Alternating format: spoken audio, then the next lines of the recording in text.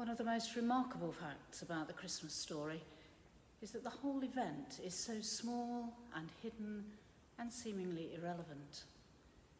God came to us in the smallest of ways as a newborn baby, a birth, such an ordinary, everyday occurrence which appeared to be nothing unusual and, like most births, went largely unnoticed and unreported.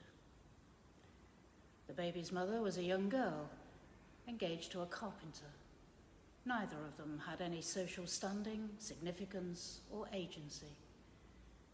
The birth took place in a little town on the edges of the known world, far away from the centres of power and authority and influence. And the only people to visit were some local shepherds and some foreign men who studied the stars. On the face of it, God came to us in a way that seemed at the time to make little, if any, difference whatsoever.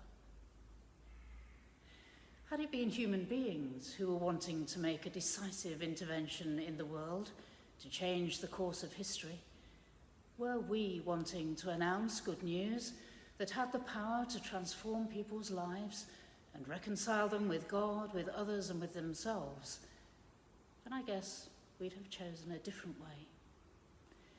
But God chooses to come as Emmanuel, God with us. And he comes in a way that is small, hidden, and seemingly irrelevant. And this, it seems, is God's way. If we want to find God, then it's in those kinds of places and to those kinds of people that he invites us to look. I was told the other day that on Christmas Day, the American Bishop Gene Robinson always made a point of visiting the prison in his diocese.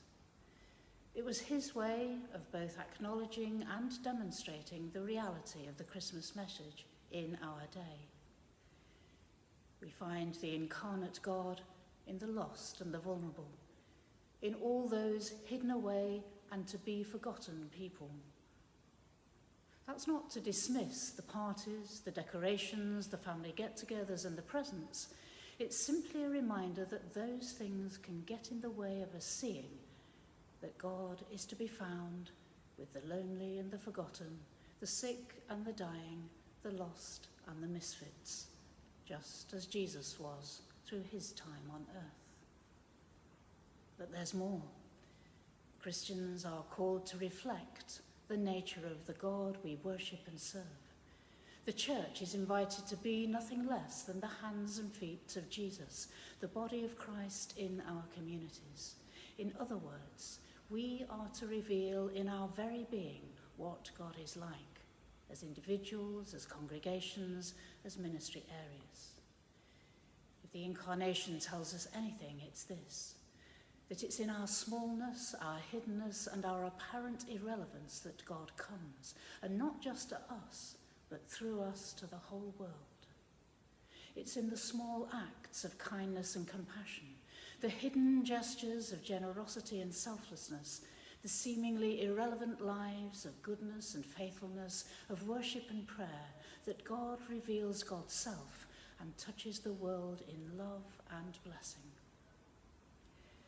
As we look at the crib over these next days and weeks and reflect on its meaning for our lives and our life together, may we ponder these things and know God with us.